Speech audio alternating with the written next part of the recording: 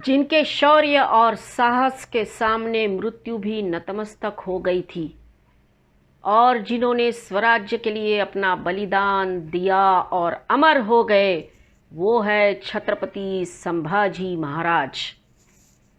नमस्कार। आज छत्रपति संभाजी महाराज का बलिदान दिवस है। मराठों का इतिहास जब भी हम याद करते हैं तब छत्रपति संभाजी महाराज का नाम हमेशा याद किया जाता है। उनका नाम इतिहास के पन्नों में सुवर्ण अक्षरों में अंकित किया गया है। संभाजी महाराज का जन्म 14 मई 1657 को हुआ था। छत्रपति शिवाजी महाराज के बड़े बेटे संभाजी वीरता, प्रखरता, साहस, शौर्य, बुद्धिमत्ता, चातुर्य का दूसरा नाम संभाजी महाराज, देशभक्ति, धर्मरक्षण और त्याग उनको अपने पिताजी छत्रपति शिवाजी महाराज से विरासत में मिली थी। वो केवल 2 साल के थे तब उनकी माताजी का देहांत हो गया। छत्रपति शिवाजी महाराज की माता और उनकी दादी जीजाबाई ने उनका पालन पोषण किया। बचपन से ही वो बहुत ही बुद्धिमान, शूर और साहसी थे। उन्हें 13 अलग अलग भाषाएं आती थी और उन्होंने संस्कृत में ग्रंथ भी लिखे थे। उन्होंने अपने पिताजी और दादी से कूटनीति, राजनीति, युद्ध नीति, प्रशासन, अर्थशास्त्र सब कुछ सीखा था। स्वराज्य को किस तरह से सुराज्य, सुदृढ़ और बलशाली बनाया जाता है वो उन्हें अच्छी तरह मालूम था, क्योंकि उसका आदर्श छत्रपति शिवाजी महाराज ने रखा था। संभाजी महाराज 23 साल के थे तब उनके पिताजी छत्रपति शिवाजी महाराज का देहांत हो गया। शिवाजी महाराज के देहांत के बाद औरंगजेब को ऐसा लगा कि वो अब आसानी से मराठा साम्राज्य को जीत पाएगा, लेकिन संभाजी महाराज ने उसके सपनों पर पानी फेर दिया। स्वराज्य को संभाजी महाराज ने और भी शक्तिशाली बनाया। औरंगजेब लाखों की फौज लेकर स्वराज्य के ऊपर आक्रमण करने निकला और वो स्वराज्य में दाखिल हो गया। औरंगजेब के नाक में संभाजी महाराज ने दम करके रखा था। औरंगजेब की नींद संभाजी महाराज ने उड़ा दी थी। औरंगजेब ने स्वराज्य को कुचलने की भरपूर कोशिश की, लेकिन हर बार संभाजी महाराज एक चट्टान की तरह खड़े हो जाते। सह्याद्री की तरह मजबूत इरादे और हौसला रखने वाले संभाजी महाराज ने स्वराज्य को कभी झुकने नहीं दिया, स्वराज्य को कभी मिटने नहीं दिया। एक तरफ औरंगजेब और उसकी लाखों की सेना और दूसरी तरफ ब्रिटिश, फ्रेंच, डच, पोर्तुगीज, ये सारे शत्रु खड़े थे। इन दोनों के बीच खड़ा था स्वराज्य। 9 साल में लगभग 120 लड़ाइयाँ संभाजी महाराज ने लड़ी और एक भी लड़ाई वो नहीं हारे। ऐसे वीर योद्धा को हराना नामुमकिन है, ये औरंगजेब के समझ में आ चुका था और इसलिए औरंगजेब ने दूसरी चाल चली और वो चाल थी विश्वासघात, छल कपट। संभाजी महाराज के अपनों ने ही उनका विश्वासघात किया। एक दिन संभाजी महाराज और कवि कलश गुप्त रास्ते से कहीं जा रहे थे, तभी किसी ने ये बात औरंगजेब को जाकर बता दी। संभाजी महाराज और कवि कलश पकड़े गए। उन दोनों को बेड़ियों में जकड़कर औरंगजेब के सामने लाया गया, ऊंट पर उल्टा लटकाया गया और सारे सैनिकों के सामने घुमाया गया। उनके ऊपर थूका गया, उनके ऊपर पत्थर फेंके गए, उनके ऊपर कीचड़ फेंका गया और आखिर में औरंगजेब के सामने जकड़कर उनको जब खड़ा किया तब औरंगजेब ने उनसे कहा, मुझे शरण आ जाओ। और औरंगजेब ने 3 शर्तें संभाजी महाराज के सामने रखी। पहली शर्त थी, मुझे सम्राट करके कबूल कर लो। दूसरी शर्त, स्वराज्य और स्वराज्य का खजाना मेरे हवाले कर दो। और तीसरी शर्त थी, अपना धर्म बदल कर मेरा धर्म मुस्लिम धर्म स्वीकार कर लो। संभाजी महाराज ने ये तीनों शर्तें ठुकरा दी।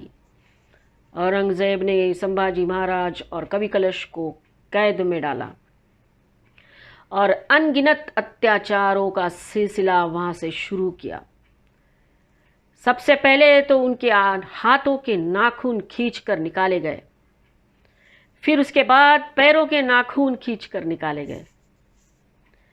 अनगिनत अत्याचार और यातनाएं संभाजी महाराज को दी जा रही थी। उसके बाद संभाजी महाराज का एक कान काटा गया तो दूसरे दिन दूसरा कान, और हर बार संभाजी महाराज से वो यही पूछते, तुम मुझे शरण आओगे? और संभाजी महाराज एक ही बात अपने मुंह से कहते, ओम नमः शिवाय। एक दिन जिस तरह से हम ककड़ी छिलते हैं ना, उस तरह से संभाजी महाराज के शरीर की खाल खींच ली गई। दूसरे दिन उन जख्मों पर नमक और मिर्ची छिड़क कर उन्हें और भी पीड़ा दी गई। हर बार वो एक ही बोला जाता, तुम इस्लाम कबूल कर लो, हम तुम्हें छोड़ देंगे। और हर बार वो एक ही जवाब देते, ओम नमः शिवाय। और एक दिन औरंगजेब ने फरमान निकाला, संभाजी की आंखें निकाल दो। औरंगजेब का वो सरदार 2 सलाखें लेकर संभाजी महाराज के सामने आया और बोला, बेटा क्यों अपनी जान गंवाना चाहते हो? शर्त मंजूर कर लो, ये पीड़ा से तो बचोगे। तभी संभाजी महाराज बोले, मेरे पिताजी छत्रपति शिवाजी महाराज ने आदर्श रखा कि स्वराज्य और स्वधर्म के लिए कैसे जिया जाता है, और मैं सबको दिखाना चाहता हूँ कि स्वराज्य और स्वधर्म के लिए किस तरह से बलिदान किया जाता है। और फिर से उन्होंने यही बोला, ओम नमः शिवाय। सरदार ने दोनों हाथों में सलाखें ली, गरम की और संभाजी से कहा, बेटा अपनी आंखें तो बंद कर लो। संभाजी महाराज बोले, नहीं, मेरे स्वराज्य को मुझे जी भर के देखने दो, इसके बाद मैं मेरे स्वराज्य को देख नहीं पाऊंगा। उस सरदार ने वो गरम सलाखें संभाजी महाराज की आंखों में घुसेड़ दी और संभाजी महाराज की आंखें फोड़ दी। तभी भी संभाजी महाराज यही बोल रहे थे, ओम नमः शिवाय। संभाजी महाराज के मुंह से दुख और दर्द भरी पुकार सुनने के लिए औरंगजेब तरस गया था। संभाजी महाराज के मुंह से एक ही बात निकल रही थी, वो था ओम नमः शिवाय, ओम नमः शिवाय। औरंगजेब बौखला गया और उसने आदेश दिया, जिस मुंह से वो अपने भगवान का नाम ले रहा है उसकी जुबान खींच लो। और दूसरे दिन संभाजी महाराज की जुबान खींच ली गई। मन ही मन संभाजी महाराज बोल रहे थे, मेरे आवाज़ को तो आपने बंद कर दिया, पर मेरे मन में तो अभी भी बोल सकता हूँ, ओम नमः शिवाय, ओम नमः शिवाय। इतनी यातनाएं और क्रूरता वो सहन कर रहे थे। और औरंगजेब ने एक दिन संभाजी महाराज और कवि कलश को मारने का आदेश दिया। दोनों को तुड़ापुर के पास ले जाया गया। दोनों को उल्टा लेटा कर एक एक करके उनके शरीर के अंगों के टुकड़े किए गए। पैरों से शुरू करके खटाखट उनके शरीर के टुकड़े किए जा रहे थे और आखिर में सिर को धड़ से अलग कर दिया गया। उसके बाद उनके शरीर के टुकड़ों को नदी में फेंक दिया गया। औरंगजेब को लगा कि संभाजी के मृत्यु के बाद वो मराठा साम्राज्य को जीत लेगा, लेकिन ऐसा हुआ नहीं। संभाजी महाराज के बलिदान के बाद सारे मराठे एकजुट होकर लड़े और आखिर तक औरंगजेब जीत नहीं सका। 27 साल तक औरंगजेब लड़ता रहा और आखिर में वो उसी मिट्टी में मिल गया जिस मिट्टी में वो आया था। औरंगाबाद के पास उसकी मौत हुई और वहीं पर उसको दफनाया गया।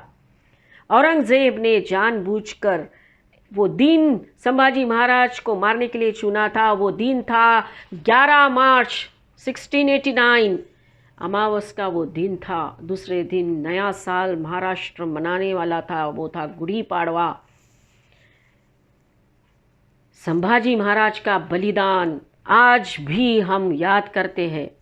स्वराज्य और स्वधर्म के लिए अपना प्राण त्याग देने वाले संभाजी महाराज आज भी हम सबको राष्ट्र धर्म सिखा कर जाते हैं, राष्ट्र धर्म सिखाते हैं। और इसीलिए हम ये कहते हैं कि देश धर्म पर मिटने वाला शेर शिवा का छावा था, महापराक्रमी परम प्रतापी एक ही शंभू राजा था।